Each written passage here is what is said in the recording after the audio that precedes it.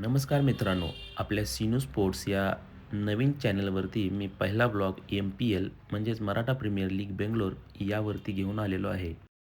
आज रविवार म्हणजे सुट्टीचा दिवस, MPLची मॅच आणि त्या मॅचसाठी सकाळी 6 वाजता उठून तयार होऊन कॉफी घेतली आणि आज क्रिकेट खेळायला जायचं म्हटल्यानंतर रात्रीच सनमयच्या बोरणांची तयारी केली आणि सकाळी लवकर समन्यूची भेट घेऊन क्रिकेटसाठी निघालो. क्रिकेट किट वगैरे सर्व घेतलं आणि मैदानाकडे रवाना झालो. पुढे येऊन बघतो तर काय सर्वांनीच अतिथी हॉटेलमध्ये नाश्त्यावरती ताव मारायला सुरुवात केलेली. मैदानावरती काय करायचं ह्या चर्चेसाठी भावानी ट्रॉफिकच जाम करून ठेवलेलं. मैदानात काय का होईना पण चर्चा जोरदार झाली पाहिजे एवढंच. इथं बाजूला सनराईज टीमचे कॅप्टन, ओनर पॉप्स आणि निखिल यांची चर्चा जोरदार सुरू होती. लांबनच दंडवत केला पॉप्सनी. आणि इथं एका बाजूला घोर चर्चेमध्ये रामभैया, श्यामभाई, अमोल भाऊ आणि सागर भाऊ. आणि हा रायगडचा जयेश रविवारी मला सुट्टी नाही म्हणत म्हणत पहिल्यांदाच ग्राउंडवरती हजर राहिला. आणि ही जगावेगळी जोडी सोमनाथ शिंदे आणि अजित देशमुख. तिथून पुढं निघालो. आज 26 जानेवारी एक बँड घेतला आणि निघालो मैदानाकडे. सर्व टीम मैदानावरती आणि कमिटी राहिली ट्रॅफिकमध्ये अडकून.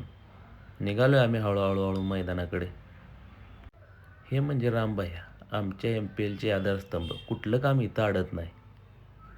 कसंबसं ट्रॅफिकमधनं ग्राउंडवरती पोचलो. बघतो तर काय, एका साईडला इथं स्कूलचा 26 जानेवारीचा कार्यक्रम सुरू होता. मग काय इकडं नजर फिरवली तर बारक्याल्या पोरांनी आमचं पिच काबीज केलेलं. आता कुणाला बोलायचं म्हणून शांत बघत उभा राहिलो सगळेच. पण काय पण म्हणा, या लहान लहान मुलांचा खेळ बघायला खूप मजा येत होती. इथं बाजूला उभं राहून सगळे त्यांच्या क्रिकेटची मजा घेत होते. हे बघा, मॅचच्या अगोदरची सगळी चर्चा, कोणी काय करायचं, कोणी कसं करायचं, सर्व एका बाजूला जाऊन एक एक एक एक ग्रुपने चर्चा सुरू आहे. तेवढ्यात जयराम भाऊला कोणाचा फोन आला, लय चेक काढून बोलत होता. तोपर्यंत एक पिच मोकळं झालं. मॅच स्टार्ट होणार होती त्या पिचवर. पण दुसऱ्या पिचवर अजून 26 जानेवारीचा कार्यक्रम चालूच होता. तोपर्यंत पोरांना एक लेदर बॉल गावला होता. झाले की शेनवॉर्न घुसला त्यांच्या अंगात. झाले चालू स्पिन बॉलिंग. बघा लेदर बॉलवर कसं प्रॅक्टिस चालू आहे. बाजूलाच कमिटी मेंबर पोरसुद्धा त्या मेडिकिट घेऊन उभा राहिलेत. एजेचा वेगळाच, मला व्हिडिओत घ्या, मला व्हिडिओत घ्या. त्यात 2-2 मॅच जिंकल्यामुळे जयाप्पा. बाजूलाच शितोळे सरकार आणि JK रॉयल या दोन टीमची मॅच होणार होती. कॅप्टन धोनी सगळे प्लेयर घेऊन प्रॅक्टिस सेशन चालू केलेलं. तर बाजूलाच ताण लागल्या वीर खानने त्या प्रकारे मॅच स्टार्ट व्हायच्या टायमाला बॅटला ग्रिप घालायचं काम कुणालनं चालू केलेलं. ऋषी साळुंखे हा एकमेव प्लेयर आहे. MPLच्या 7 टीमला पण त्यानं प्रॅक्टिस दिली. आणि हा नितीन प्रॅक्टिसमध्ये बॉलर कसे बॉल टाकतायत, त्यांना मॅचमध्ये कसं फोडायचं याचं प्लॅनिंग करत बसलेला. आणि हा फिरकीचा जादूगर Amit Phadtare left arm over the wicket practice करताना.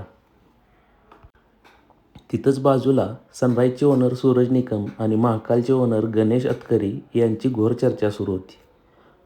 तिथंच बाजूला श्यामभैया गँग घेऊन काहीतरी चर्चा करत होते. पण जोरदार चर्चा सुरू होती. भारतीय बैठक घालून चर्चा चालू होती. तिथंच बाजूला नजर फिरवली तर पाटील टीमचे टीम ओनर बापू पाटील आणि मेंटॉर रोहित शिंदे यांची काहीतरी चर्चा होती. पण कोणाला काही कळायला मार्ग नाही. सरती शेवटी उशिरा का होईना शितोळे सरकार आणि JK रॉयलची मॅच चालू झाली. ओपनिंगसाठी धोनी आणि रोहन मैदानामध्ये उतरले. मैदानात इकडं ओपनर उतरले पण यांचा वेगळाच कार्यक्रम चालू आहे. इकडं अजून बॅटला ग्रिपच घातलेली नाही. थोडीशी भूक लागलेली म्हणून दादाला घेऊन कॉफी अड्ड्यावर आलो. थोडासा लाईट नाश्ता करून कॉफी घेतली आणि लगेच मैदानाकडे परतलो. इथे येऊन बघतो तर काय सगळ्यांचे चेहरे पडलेले. कुणाला विचारायचं काय धाडच झालं नाही. कुणाकडे बघून कळना कोण जिंकले आणि कोण हारले. शितोळे सरकारचे टीम ओनर निलेश शितोळे आणि कॅप्टन धोनी काहीतरी चर्चा करत होते. तिथून जरासं पुढं आलो तर अगं घोळका बघा श्रीराम सेनेचा, जबरदस्त. बाहेरूनच एवढा कालवा, त्यामुळं आत बॅट्समन काय बॉलला काय आत ठेवत नव्हता. सारखं 4-6चा पाऊसच पडत होता. तर इथं बाजूलाच लहान पोरांनी त्यांचा वेगळा खेळ मांडलेला. तोपर्यंत इकडं मैदानामध्ये आजच्या दिवसाची शेवटची मॅच चालू झाली. मैदानामध्ये पाटील फायटरचा विषयच वेगळा आहे. मॅच चालू व्हायच्या आधी 33 कोटी देवांची नावं घेऊन चालू करतात मॅच खेळायला. काय पण असो, आजचा दिवस मात्र त्यांनी गाजवला.